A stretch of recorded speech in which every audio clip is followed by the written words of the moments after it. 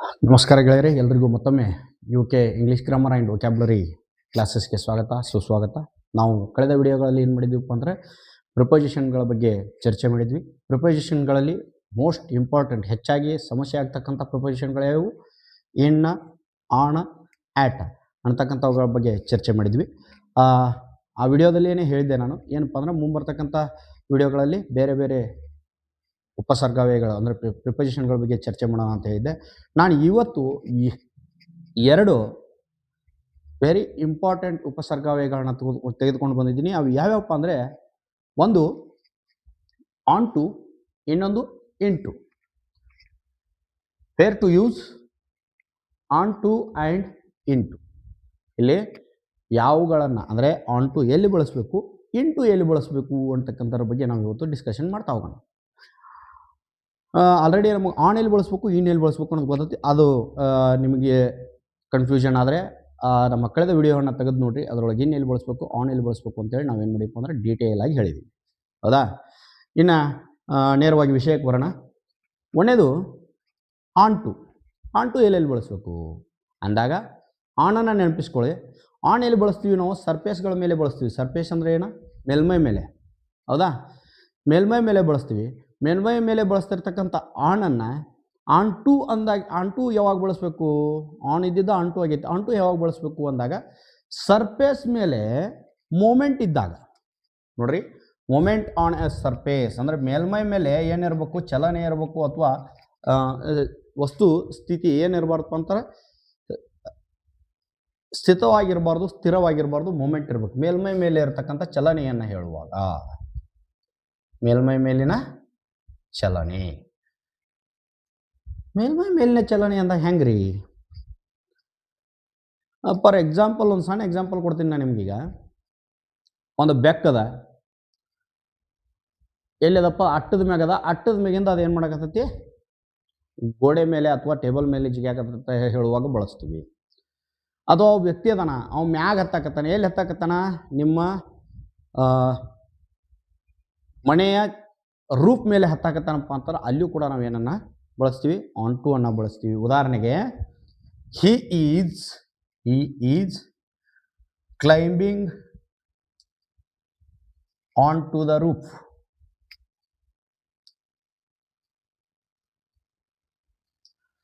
ಅವ ಹೋಗಿ ನಿಂತಿಲ್ಲಲ್ರಿ, ರೂಫ್ ಮ್ಯಾಗ ಹೋಗಿ ಹತ್ತಿ ನಿಂತಿದ್ದಪ್ಪ ಅಂದ್ರೆ he is on the roof ಅಂತಿದ್ವಿ. ಅವ ಏನು ಮಾಡ್ಯಾನಪ್ಪ ಅಂತಾರೆ? ಹತ್ತಾಕತ್ತಾನ, ರೂಫ್ ಮೇಲೆ ಹತ್ತಾಕತ್ತಾನ ಅಂದ್ರೆ ಆ ರೂಫ್ ಮ್ಯಾಗ ಚಲನೆ ಐತಿ. ಆ ಚಲನೆ ಇದ್ದಾಗ ನಾವು ಆನ್ ಟು ಅನ್ನು ಬಳಸ್ತೀವಿ. ಆ ಕ್ಯಾಟು ಕೂಡ ಏನಾಗೈತೆ ರೀ? ಅಟ್ಟದ ಮ್ಯಾಗ ಐತಿ. ಅಟ್ಟದ ಮ್ಯಾಗಿಂದ ಎಲ್ಲಿ ಜಿಗಿದೈತಿ? ಟೇಬಲ್ ಮ್ಯಾಗ ಜಿಗಿದೈತೆ. The cat is jumping on to the table. ಹಾಗೆ ಯಾವುದಾದ್ರೂ ವಸ್ತು ಮ್ಯಾಗಿಂದ ಕೆಳಗೆ ಬೀಳಾಕತ್ತಿನ ಬಂದು ಸ್ಟೇಬಲ್ ಆಗಿ ಬಿದ್ದಿಲ್ಲ, ನಿಂತಿಲ್ಲ, ಅವಾಗೂ ಕೂಡ ನಾವೇನು ಮಾಡ್ತೀವಪ್ಪ ಅಂದ್ರೆ ಆನ್ ಟು ಅನ್ನು ಬಳಸ್ತೀವಿ. ಅರ್ಥ ಆಯ್ತು ರೀ? ನೋಡ್ರಿ, ತಲೆಯಾಗಿ ಇಟ್ಕೊಡ್ರಿ. ಮ್ಯಾಗಿಂದ ಬೆಕ್ಕ ಕೆಳಗೆ ಜಿಗ್ಯಾಕತ್ತತಿ, ಕೆಳಗೆ ಟೇಬಲ್ ಐತಿ. ಇನ್ನೂ ಅದೇನು ಬಂದ ಅಲ್ಲಿ ನಿಂತಿಲ್ಲ, ಅಲ್ಲಿ ಮ್ಯಾಲೆ ಟೇಬಲ್ ಮ್ಯಾಗೆ ನಿಂತಿಲ್ಲ ಅದು. ಸೊ ನಾವು ಟೇಬಲ್ ಮ್ಯಾಗೆ ಇರ್ತಕ್ಕಂಥ ಬುಕ್ಕಿನ ಎಕ್ಸಾಂಪಲ್ ಕೊಟ್ಟಿದ್ವಿ. ಎದಕ್ಕೆ ಕೊಟ್ಟಿದ್ವಿ? ಆನನ್ನು ಬಳಕೆ ಮಾಡಬೇಕಾದಾಗ ಬುಕ್ಕಿನ ಮೇಲೆ, ಬುಕ್ಕು ಟೇಬಲ್ ಮೇಲೆ ಇದೆ ಅನ್ನೋದನ್ನು ನಾವೇನು ಮಾಡಿದ್ವಿ? ಎಕ್ಸಾಂಪಲ್ ಕೊಟ್ಟಿದ್ವಿ. ಸರ್ಫೇಸ್ಗೆ ತಾಕಿತ್ತು ಮತ್ತು ಸ್ಥಿರ ಸ್ಥಿತಿ ಒಳಗಿತ್ತು. ಆದರೆ ಇಲ್ಲಿ ಏನೈತಪ್ಪ ಅಂತಾರೆ, ಸರ್ಫೇಸ್ ಮೇಲೆ ಚಲನೆ ಇರ್ತಕ್ಕಂಥ ಒಂದು ನಾಮಪದ ಅಥವಾ ಸರ್ವನಾಮ ಪದದ ಬಗ್ಗೆ ನಾವು ಮಾತನಾಡ್ತಿರ್ಬೇಕಾದಾಗ ಏನು ಬಳಸ್ತೀವಪ್ಪ ಅಂದ್ರೆ ಆನ್ ಟು ಅನ್ನು ಬಳಸ್ತೀವಿ. ಇಲ್ಲಿ ಸಿಂಪಲ್ ಆಗಿ ಎರಡು ನಿಯಮದವ್ರು ಆನ್ ಟು ಬಳಸಕ್ಕೆ. ಅವು ಎರಡು ನಿಯಮ ನೆನಪಿದ್ರೆ ಸಾಕು. ಇದನ್ನು ಬಿಟ್ಟರೆ ಇಡಮ್ಸ್ ಆಗಿ ಬರ್ತೈತೆ ಆನ್ ಟು. ಆ ಇಡಮ್ಸ್ ಹೇಳುವಾಗ ಹೇಳ್ತಾನಂದ್ರೆ ಇಡಮ್ಸ್ ಹೆಂಗೆ ಬಳಸ್ತೀವಿ ಆನ್ ಟು ಅನ್ನೋದನ್ನು. ಇಲ್ಲಿ ಒಂದೇದು ಯಾವ್ದಾಯ್ತು ರೀ? Movement on surface. ಸರ್ಫೇಸ್ ಮೇಲೆ ಮೂಮೆಂಟ್ ಇದ್ದಾಗ ಆನ್ ಟು ಬಳಸ್ಬೇಕು ಅನ್ನೋದು ಗೊತ್ತಾತ್ರಿ ನಿಮಗೆ. ಅಕಸ್ಮಾತ್ ಕ್ಯಾಟ ನಡ್ಕೋತ ಹೊಂಟತ್ರಿ ಗಾಡಿ ಮ್ಯಾಗ, ಅವಾಗ ಹಂಗೆ ಹೇಳ್ಬೇಕು ನೀವು, cat is walking on to the wall. ಗೋಡೆ ಮೇಲೆ ನಡ್ಕೋತ ಹೊಂಟದ ಅನ್ನೋದನ್ನ ನಾವು ಹೇಳ್ತೀವಿ. ಇದು ಆನ್ ಟು ಕ್ಲಿಯರ್ ಆತ್ರಿ, ಒಂದನೇ ನಿಯಮ. ಇನ್ನು ಎರಡನೇದು ಏನಪ್ಪ ಅಂತಂದರೆ ಕಂಟಿನ್ಯೂಯೇಷನ್ ಇದ್ದಾಗ. ಕಂಟಿನ್ಯೂಯೇಷನ್ ಇಟ್ ಮೀನ್ಸ್ ಒಂದು ಪ್ರೊಸೆಸ್ ಅಂದರೆ ಒಂದು ಪ್ರಕ್ರಿಯೆ ಕಂಟಿನ್ಯೂಯೇಷನ್ ಇದ್ದಾಗ, ಅಥವಾ ಒಂದು ಲೆವೆಲ್ದಿಂದ ಇನ್ನೊಂದು ಲೆವೆಲ್ಗೆ ಅಪ್ಗ್ರೇಡ್ ಆಗೈತೆ ಅನ್ನೋದು ಹೇಳುವಾಗ ಆನ್ ಟು ಅನ್ನು ಬಳಸ್ತೀವಿ. ಉದಾಹರಣೆಗೆ, ಈಗೇನು ಮಾಡಕತ್ತೀವಿ ನಾವು? ಗ್ರಾಮರನ್ನು ಕಲಿತಾ ಇದ್ವಿ. ನಾ ಹೇಳಕತ್ತೀನಿ, ನಾ ಹೇಳತ್ನಾಗ ನೆಕ್ಸ್ಟ್ ಪಾರ್ಟಿಗೆ ಹೋಗೋಣ ಅಂತ ಹೇಳ್ಬೇಕಾದ ನಾ ಏನಂತ ಹೇಳ್ಬೇಕು ರೀ? Let us move on to the next topic. Let us move on to the next topic. ಅಂದರೆ ಇಲ್ಲಿ ಕಂಟಿನ್ಯೂಯೇಷನ್ ಅಂದರೆ ಏನಿರ್ಬೇಕಪ್ಪ ಅಂತಾರೆ, ಮುಂದುವರಿತಾ ಇರ್ಬೇಕು. ಇದು ಪ್ರೋಗ್ರೆಸ್ ಇರ್ಬೇಕು. ಇಲ್ಲಿ ಏನಿರ್ಬೇಕು ರೀ, ಪ್ರೋಗ್ರೆಸ್ ಇರಬೇಕು. ಅಂದರೆ ಪ್ರೋಗ್ರೆಸ್ ಇದ್ದಲ್ಲೆಲ್ಲ ಆನ್ ಟು ಬಳಸ್ತೀವಿ. Let us move on to the next topic. ಐತ್ರಿ ನೋಡ್ರಿ, ಈಗ ನಾವು ಇಲ್ಲಿ ಒಂದು ಹಂತವನ್ನು ಬಿಟ್ಟು ಮತ್ತೊಂದು ಹಂತಕ್ಕೆ ಹೋಗುವಾಗ ಆನ್ ಟು ಅನ್ನು ಬಳಸ್ತೀವಿ. ಅಥವಾ ಒಂದೇ ಪ್ರಕ್ರಿಯೆ ಒಳಗೆ, ಪ್ರಕ್ರಿಯೆ ಅಂದರೆ ಏನು ಗೊತ್ತಿರ್ಬೇಕ್ರೆ, ಪ್ರಕ್ರಿಯೆ ಅಂದ್ರೆ ಒಂದು ತಲೆಯಾಗಿ ಇಟ್ಕೋರಿ ನೀವು. ಕ್ರಿಯೆಗೆ ಮತ್ತು ಪ್ರಕ್ರಿಯೆಗೆ ವ್ಯತ್ಯಾಸ ಐತ್ರಿ. ಕ್ರಿಯೆ ಅಂದರೆ ಏನೋ ಆಗ ಸದ್ಯಕ್ಕೆ ನಡೀತಾ ಇರೋದು ಮಾತ್ರ. ಪ್ರಕ್ರಿಯೆ ಅಂದರೆ ಏನು ಗೊತ್ತೇನ್ರಿ, ಕ್ರಿಯೆಗಳ ಒಟ್ಟು ಮೊತ್ತಕ್ಕೆ ಪ್ರಕ್ರಿಯೆ ಅಂತ ಕರಿತೀವಿ ನಾವು. ಉದಾಹರಣೆಗೆ ನಾವು ಈಗ ವಿದ್ಯಾರ್ಥಿ ಜೀವನ ನಮ್ಮದು, ನಾವು ಶಾಲೆ ಕಲಿಯಾಕತ್ತೀವಿ, ಹೌದಾ? ನಾವು ಶಾಲೆ ಕಲಿಯಾಕತ್ತೀವಿ, ಇದೇನು ಪ್ರಕ್ರಿಯೆ ರೀ. ಇದೇನು ಪ್ರಕ್ರಿಯೆ. ನಾವು ದಿನ ಶಾಲೆಗೆ ಬಂದು ಹೋಗಿ ಏನು ಮಾಡ್ತೀವ್ರಲ್ಲ, ಇದು ಕ್ರಿಯೆ ರೀ. ಈ ಶಾಲೆಗೆ ಬಂದು ಹೋಗಿ ಕಲಿದು ಹೋಗೋದು ಏನು ಮಾಡ್ತೀವಲ್ಲ, ಇದು ಹರ್ಯಾಗ ಸ್ಟಾರ್ಟ್ ಆಕೈತಿ, ಸಂಜೆಗೆ ಮುಗಿತೈತಿ, ಹರ್ಯಾಗ ಸ್ಟಾರ್ಟ್ ಆಕೈತಿ, ಸಂಜೆಗೆ ಮುಗಿತೈತಿ. ಇದು ಸೊ ಮುಂಜಾನೆ ಚಾಲು ಆಗಿದ್ದು ಸಾಯಂಕಾಲ ಮುಗಿತೈತ್ರಿ. ಹಿಂಗೆ ಹಲವಾರು ಕ್ರಿಯೆಗಳನ್ನು ಒಟ್ಟುಗೂಡಿ ನಾವೇನು ಮಾಡಕತ್ತೀವಿ, ಶಾಲೆ ಕಲಿಯಾಕತ್ತೀವಿ ಅನ್ನೋದನ್ನು ಹೇಳ್ತೀವಿ. ಸೊ ಇದಕ್ಕೆ ಕ್ರಿಯೆ ಮತ್ತು ಪ್ರಕ್ರಿಯೆ ಅಂತ ಕರೀತಾರೆ. ಇಲ್ಲಿ ನಾವೇನು ಹೇಳಕತ್ತೀವಿ, ಒಂದು ಪ್ರಕ್ರಿಯೆ ನಡೆದಾಗ ಅದರೊಳಗೆ ಇರ್ತಕ್ಕಂಥ ಕಂಟಿನ್ಯೂಯೇಷನ್ ಬಗ್ಗೆ ಹೇಳುವಾಗ ನಾವೇನು ಮಾಡ್ತೀವಪ್ಪ ಅಂತಾರೆ, ಆನ್ ಟು ಅನ್ನು ಬಳಸ್ತೀವಿ. ಈ ಎರಡು ನಿಯಮಗಳು ಗೊತ್ತಿದ್ರೆ ಸಾಕು, ನಾವೇನು ಮಾಡೋಂಗಿಲ್ಲ, ಕ್ವಶನ್ ಪೇಪರ್ದಾಗ ಆನ್ ಟು ಎಲ್ಲೇ ಬಿದ್ದರೂ ಕೂಡ ನಾವು ತಪ್ಪಾಗಿ ಬರೆಯೋಂಗಿಲ್ಲ.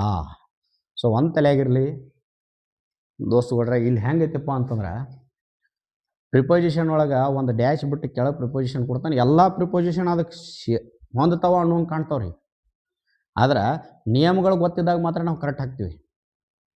ತಿಳಿತ್ರಿ? ಇಲ್ಲಿ ನಾವು ಆನ್ ಟು ಯಾವಾಗ ಹಾಕ್ತೀವಿ, ಒಂದು ಮೂಮೆಂಟ್ ಆನ್ ಸರ್ಫೇಸ್ ಇದ್ದಾಗ, ಇನ್ನೊಂದು ಕಂಟಿನ್ಯೂಯೇಷನ್ ಇದ್ದಾಗ. ಸೊ ಇಲ್ಲಿಗೆ ಆನ್ ಟು ಟಾಪಿಕ್ ಮುಗಿದ್ರಿ. ಆನ್ ಟು ಇವು ಎರಡು ಗೊತ್ತಿದ್ರೆ ಸಾಕು, ಆನ್ ಟು ನೀವು ಹೆಂಗೆ ಇದ್ರು ನೀವೇನು ಮಾಡ್ತೀರಿ, ಕರೆಕ್ಟಾಗೆ ಹಾಕ್ತೀರಿ. ಇನ್ನು ಬರ್ತಕ್ಕಂಥದ್ದು ಇಂಟು. ಇಲ್ಲಿಯೂ ಕೂಡ ನಾವೇನು ಮಾಡ್ಬೇಕ್ರಿ, ಇಂಟುದೊಳಗೂ ಕೂಡ, ಇಂಟು ಅಂದ್ರೂ ಒಳಗೆ ಅಥವಾ ಅದರಲ್ಲಿ ಅಂತ ಅರ್ಥ. ಅಲ್ಲಿ ಹಂಗೆ ಏನಂದ್ರೆ ಒಳಗೆ ಅಂತಿತ್ತಲ್ಲ, ಹಂಗೆ ಅದರ ಅಂತದ ಅರ್ಥ. ಆ ಎಲ್ಲಿ ಹಚ್ಚಬೇಕು ಅನ್ನೋದು ಗೊತ್ತಿದ್ರೆ ಇದು ಇಂಟು ಈಜಿ ತಿಳಿತಿದ್ರಿ. ಇನ್ನದೊಳಗೆ ಮೊದಲನೇ ನಿಯಮ ಏನು ಹೇಳ್ತಿತ್ರಿ ನಮಗೆ, ಎನ್ಕ್ಲೋಸ್ಡ್ ಏರಿಯಾ ಅಂತ ಹೇಳ್ತಿತ್ತು. ಹೌದ್ರಿ? ಎನ್ಕ್ಲೋಸ್ಡ್ ಏರಿಯಾ ಅಂದ್ರೆ ಏನ, ಒಟ್ಟ ಪೂರ ಎಲ್ಲ ಕಡೆ ಪ್ಯಾಕ್ ಇರ್ತಕ್ಕಂಥ ಏರಿಯಾದೊಳಗೆ ಇತ್ತಪ್ಪ ವಸ್ತು ಇತ್ತು ಅಂದ್ರೆ ಹೇಳ್ತೀವಿ ಅಂತೇಳಿ. Chair is in the class room ಅಂತೇಳಿ. Chair is in the class room. ಆದರೆ ಇಲ್ಲಿ ಸ್ವಲ್ಪ ಚೇಂಜ್ ರೀ. ಆ ಎನ್ಕ್ಲೋಸ್ಡ್ ಏರಿಯಾಕ್ಕೆ ಎಂಟ್ರಿ ಕೊಡ್ತಿರ್ತೈತ್ರಲ್ಲ, ಅಥವಾ ಪ್ರವೇಶಕ್ಕೆ ಮಾಡ್ತಿರ್ತಾರೆ, ಅದನ್ನು ನಾವು ಇದ್ರೊಳಗೆ ಹೇಳ್ತೀವಿ ಮೂಮೆಂಟ್. ಇದು ಕೂಡ ಹೆಂಗ್ರಿ, ಅದು ಸರ್ಫೇಸ್ ಮೇಲೆ ಮೂಮೆಂಟ, ಇದು ಎನ್ಕ್ಲೋಸ್ ಏರಿಯಾಕ್ಕೆ ಮೂಮೆಂಟ. ಉದಾಹರಣೆಗೆ ಇಲ್ಲಿ ಕ್ಲಾಸ್ ರೂಮ್ನ್ಯಾಗ ಗುರುಗಳಿದ್ದಾಗ ಏನಂತಾರೆ, he is in the class. ಅದ ಗುರುಗಳು ಕ್ಲಾಸ್ ರೂಮಿಗೆ ಬರಾಕತ್ತಿದ್ರಂದ್ರೆ they are going in to the class. ನೋಡ್ರಿ, ಮೂಮೆಂಟ್ ಐತ್ರಿ. ಅವ್ರು ಈಗ ಎಂಟರ್ ಆಗತ್ತಾರೆ, ಎಂಟ್ರಿ ಕೊಡಾಕತ್ತಾರೆ. ತಿಳಿತ್ರಿ? She was going in to the room. ಅಲ್ಲಿ ಎಲ್ಲೆಲ್ಲಿ ಲೊಕೇಶನ್ದೊಳಗೆ ಇನ್ನು ಬಳಸ್ತಿದ್ವಿ ನೋಡ್ರಿ. ಲಾರ್ಜ್ ಏರಿಯಾ ಇದ್ದಾಗ ಏನು ಹೇಳ್ತಿದ್ವಿ, he is sitting in the park. ಅಲ್ಲಿ ಏನು ಮಾಡಿ, ಅವ್ನು ಒಳಗೆ ಕುಳಿತುಕೊಳ್ತಿದ್ದಾನೆ.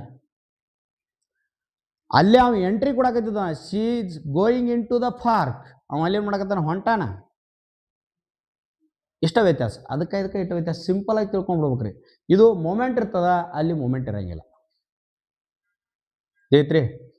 ಮುಂದೆ ಇನ್ನು ಎರಡನೇ ನಿಯಮ ಏನಪ್ಪ ಅಂತಂದ್ರೆ, ಟ್ರಾನ್ಸ್ಫಾರ್ಮೇಷನ್ ಬಗ್ಗೆ ಹೇಳುವಾಗ, ಟ್ರಾನ್ಸ್ಫಾರ್ಮೇಷನ್ ಅಂದ್ರೆ ಪರಿವರ್ತನೆ ಅಥವಾ ಬದಲಾವಣೆ ಅಂತ ಕರಿತೀವಿ ನಾವು. ಬದಲಾವಣೆ ಹೆಂಗೆ ಬದಲಾವಣೆ? ಈಗೀಗಂತೂ ಟ್ರೆಂಡ್ ಆಗೈತ್ರಿ. ಯಾಕಂದ್ರೆ ಖಾಲಿ ಜಾಗ ಸಿಗೋಲ್ಲವ್ರಿ ಊರಾಗ. ಜಾಗ ತೊಗೊಳೋರು ಭಾಳ ಮಂದಿ ಆಗ್ಯಾರು, ಖಾಲಿ ಜಾಗ ಸಿಗೋಲು.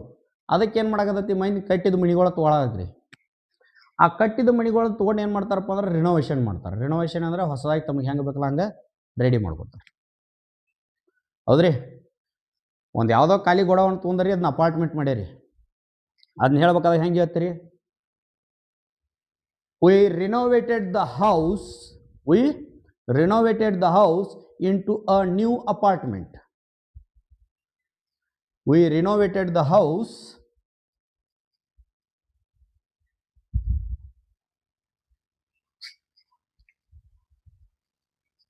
into new apartment.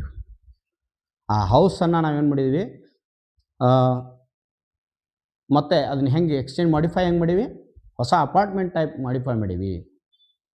ತಿಳಿತ್ರಿ? ಅದಕ್ಕೆ ಏನಂತ ಕರಿತೀವಿ ನಾವು, ಇಂಟು ಅನ್ನು ನಾವು ಅಲ್ಲಿ ಬದಲಾವಣೆ ಮಾಡುವಾಗ, ಅಂದರೆ ಒಬ್ಬೊಬ್ಬರ ಕ್ಯಾರೆಕ್ಟರ್ ಚೇಂಜ್ ಆಗಿರ್ತೈತಿ, ಒಬ್ಬೊಬ್ಬರ ರೂಪ ಪರಿವರ್ತನೆ ಆಗಿರ್ತೈತಿ. ಭಾಳ ದಪ್ಪ ಇರ್ತಾನ, ಅವಿಂದ ಸಣ್ಣಗ್ಯಾನ, ಅವಂದ ಇಲ್ಲಿಂದ ಇಲ್ಲಿ ಚೇಂಜ್ ಆದತ್ತೆ ಹೇಳುವಾಗ ನಾವೇನು ಮಾಡ್ತೀವಿ, ಇಂಟು ಬಳಸ್ತೀವಿ. ಹಳೆ ಮಣಿಯನ್ನು ನಾವು ಹೊಸ ಮಣಿ ಮಾಡೀವಿ ಅಂತ ಹೇಳಬೇಕಾದಾಗ ಇಂಟು ಬಳಸ್ತೀವಿ. ಸೊ ಒಟ್ಟಾರೆಯಾಗಿ ಇಲ್ಲಿ ಏನಾಗಿರ್ಬೇಕು, ಚೇಂಜಸ್ ಇರಬೇಕು. ಆ ಚೇಂಜಸ್ಗಳನ್ನು ಸೂಚಿಸುವಾಗ ನಾವೇನು ಮಾಡ್ತೀವಿ, ಇಂಟು ಅನ್ನು ಬಳಸ್ತೀವಿ. ಇನ್ನು ಮೂರನೇ ನಿಯಮ ರೀ, ಫಿಸಿಕಲ್ ಇಂಪ್ಯಾಕ್ಟ್. ಫಿಸಿಕಲ್ ಇಂಪ್ಯಾಕ್ಟ್ ಅಂದ್ರೆ ಫಿಸಿಕಲ್ ಅಂದ್ರೆ ಭೌತಿಕ, ಇಂಪ್ಯಾಕ್ಟ್ ಅಂದರೆ ಅದ್ರ ಮ್ಯಾಗ ಬೀರ್ತಕ್ಕಂಥ ಪ್ರಭಾವ ಅಥವಾ ಪರಿಣಾಮ. ಇದು ಹೆಂಗೆ ರೀ? ಫಿಸಿಕಲ್ ಇಂಪ್ಯಾಕ್ಟ್ ಅಂದರೆ ಏನು? ಫಿಸಿಕಲ್ ಇಂಪ್ಯಾಕ್ಟ್ ಅಂದರೆ ಏನು? ಫಿಸಿಕಲ್ ಇಂಪ್ಯಾಕ್ಟ್ ಅದರಿಂದ ಪರಿಣಾಮ ಉಂಟಾಗಿರ್ಬೇಕಲ್ಲಿ, ಅಲ್ಲಿರ್ತಕ್ಕಂಥ ಮೋಷನ್ನಿಂದ ಪರಿಣಾಮ ಉಂಟಾಗಿರ್ಬೇಕು. ಉದಾಹರಣೆಗೆ, the car crashed. The car crashed. The car crashed into a tree. Car ಹೋಗಿ ಏನಾತ್ರಿ, ಗಿಡಕ್ಕೆ ಕ್ರಶ್ ಆತು ಅಂತ ಹೇಳುವಾಗ ಇಂಟು ಅನ್ನು ಬಳಸ್ತೀವಿ. ಸೊ ಒಂದೇದು ಯಾವುದು, ಎಂಟ್ರಿ ಆಫ್ ಆರ್ ಮೂಮೆಂಟ್ ಅಂತ ಹೇಳ್ತೀವಿ, ಅಂದರೆ ಪ್ರವೇಶವನ್ನು ಹೇಳುವಾಗ. ಎರಡನೇದು ಯಾವುದು, ಟ್ರಾನ್ಸ್ಫಾರ್ಮೇಷನ್ ಅನ್ನು ಹೇಳುವಾಗ, ಬದಲಾವಣೆಗಳನ್ನು ಹೇಳುವಾಗ. ಮೂರನೇದು ಯಾವುದು, ಫಿಸಿಕಲ್ ಇಂಪ್ಯಾಕ್ಟ್ ಹೇಳುವಾಗ. ಇನ್ನು ನಾಲ್ಕನೇದು ರೀ, ಎಕ್ಸ್ಪ್ರೆಸ್ಸಿಂಗ್ ಇಂಟ್ರೆಸ್ಟ್. ಇಲ್ಲಿ ಇಂಟ್ರೆಸ್ಟ್ ಅಂದಾಗ ಬರೀ ಸಿಂಪಲ್ ಇಂಟ್ರೆಸ್ಟ್ ಅಲ್ಲ, ಅವನು ಭಾಳಷ್ಟು ಅದ್ರೊಳಗೆ ಡೀಪಾಗಿ ಇನ್ವಾಲ್ವ್ಮೆಂಟ್ ಆಗಿರ್ಬೇಕು, ಭಾಗವಹಿಸಿಕೆ ಆಗಿರ್ಬೇಕು. ಅದನ್ನ ಇಂಟ್ರೆಸ್ಟ್ ಆರ್ ಇನ್ವಾಲ್ವ್ಮೆಂಟ್ ಅಂತ ತಗೋರಿ. ಆದರೆ ಇದು ಇನ್ವಾಲ್ವ್ಮೆಂಟ್. ಸೊ ಈಗ ಉದಾಹರಣೆಗೆ, ವಿರಾಟ್ ಕೊಹ್ಲಿ ಬ್ಯಾಟಿಂಗ್ದು ಸಿಕ್ಕಾಪಟ್ಟೆ ಏನಾಗೇನಪ್ಪ ಅಂತಾರೆ, ಇನ್ವಾಲ್ವ್ಮೆಂಟ್ ಆಗಿಬಿಡ್ತಾನೆ ನಾವು. ಅಥವಾ ಗೇಮ್ದೊಳಗೆ ಇನ್ವಾಲ್ವ್ಮೆಂಟ್ ಹಾಕೊಂಡ್ಬಿಡ್ರಿ. ಆ ಗೇಮ್ದೊಳಗೆ ಇನ್ವಾಲ್ವ್ಮೆಂಟ್ ಆಗ್ಯಾನು ಅನ್ನೋದನ್ನು ಅವನ ಹಾಬಿಯನ್ನು ಅಥವಾ ಅವನ ಭಾಗವಹಿಸಿಕೆಯನ್ನು ಹೇಳುವಾಗ ಇಂಟು ಅನ್ನು ಬಳಸ್ತೀವಿ. He is really into batting. ಎಲ್ಲಿ ಅದಾನು, ಬ್ಯಾಟಿಂಗ್ ಒಳಗೆ ಪೂರ್ಣವಾಗಿ ಮಗ್ನ ಆಗ್ಯಾನ, ಪೂರ್ಣವಾಗಿ ಮಗ್ನ ಆಗ್ಯಾನ ಅಂತ ಹೇಳಬೇಕಾದಾಗ ನಾವೇನನ್ನು ಬಳಸ್ತೀವಿ, ಎಕ್ಸ್ಪ್ರೆಸ್ಸಿಂಗ್ ಬರ್ತೀವಿ. He is really into singing, he is really into playing cricket, he is really into reading novels. ಹೀಗೆಲ್ಲ ಏನು ಮಾಡ್ತೀವಪ್ಪ ಅಂದರೆ ಇಂಟು ಅನ್ನು ಬಳಸ್ತೀವಿ. ಇದು ನಾಲ್ಕನೇ ನಿಯಮ ರೀ. ಇನ್ನು ಐದನೇದು ಡಿವಿಷನ್. ಏನು ರೀ? ಡಿವಿಷನ್. ಡಿವಿಷನ್ ಅಂದರೆ ಏನು? ಡಿವೈಡ್ ಮಾಡೋದು, ಹಂಚೋದು ಅಥವಾ ಸಪ್ರೇಟ್ ಮಾಡೋದು. ಉದಾಹರಣೆಗೆ ನಾವು ಇವತ್ತು ಮಣ್ಣಿಂದ ಹೇಳ್ಕೊಂತ ಬರತ್ತೀವಿ, ಗ್ರಾಮರ್ ಹೇಳೋತ್ನಾಗ ಡೈರೆಕ್ಟ್ ಹೇಳ್ತೀವಿ ನೋಡ್ರಿ. Noun is divided into 5 categories. ನಾಮಪದವು 5 ಪ್ರಕಾರಗಳಲ್ಲಿ ವಿಂಗಡಿಸಲಾಗಿದೆ. ಅಥವಾ ಒಂದು ಶಾಲೆ ಐತ್ರಿ, ಶಾಲ್ಯಾಗ ಸಿಕ್ಕಾಪಟ್ಟಿ ಸ್ಟೂಡೆಂಟ್ಸ್ ಅದಾರ, ಹ್ಯಾಂಡಲ್ ಆಗುವಾರ ಟೀಚರ್ಸಿಗೆ ಹ್ಯಾಂಡಲ್ ಆಗ್ಲಾರ್ಕ ಟೀಚರ್ಸ್ ಒಂದು ಏನೋ ಪ್ಲ್ಯಾನ್ ಮಾಡ್ತಾರೆ, ಇವ್ರನ್ನೆಲ್ಲರೂ ಕೂಡ ಒಂದು 5 ಗ್ರೂಪ್ ಮಾಡೋನು, 5 ಗ್ರೂಪಿಗೆ ಒಬ್ಬೊಬ್ರನ್ನ ಲೀಡರ್ ಮಾಡೋನು ಅಂತೇಳಿ. ಅವಾಗ ಏನು ಹೇಳ್ತೀವಿ ನಾವು, ಡಿವೈಡ್ ದೆಮ್ ಇಂಟು 5 ಗ್ರೂಪ್ಸ್. ಅವ್ರಿದ್ದವ್ರನ್ನ 5 ಗ್ರೂಪ್ದವ್ರು ಡಿವೈಡ್ ಮಾಡಿರಿ.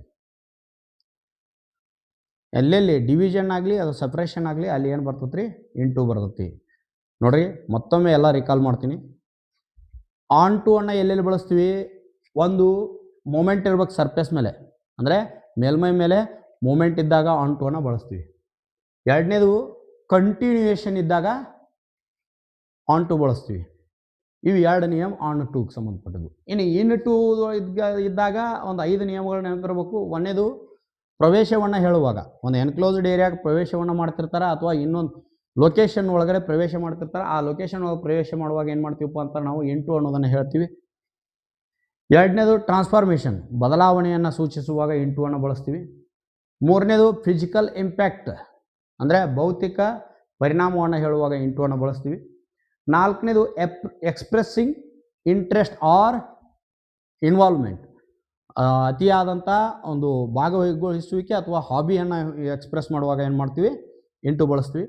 ಲಾಸ್ಟ್ನೇದು ಡಿವಿಷನ್ ಆರ್ ಸಪರೇಷನ್ ಅಂತೇಳಿ, ಅದ ಇದ್ದಿರ್ತಕ್ಕಂಥ ಒಂದು ಸಮೂಹ ಆಗಲಿ ಒಂದು ವಸ್ತುಗಳ ಗುಂಪಾಗಲಿ ಅದನ್ನು ಗುಂಪಾಗಿ ವಿಂಗಡಿಸುವುದಕ್ಕಾಗಿ ಅಥವಾ ಸಪ್ರೇಟ್ ಮಾಡೋದಕ್ಕಾಗಿ ನಾವು ಏನನ್ನು ಬಳಸ್ತೀವಿ, ಇಂಟು ಅನ್ನು ಬಳಸ್ತೀವಿ.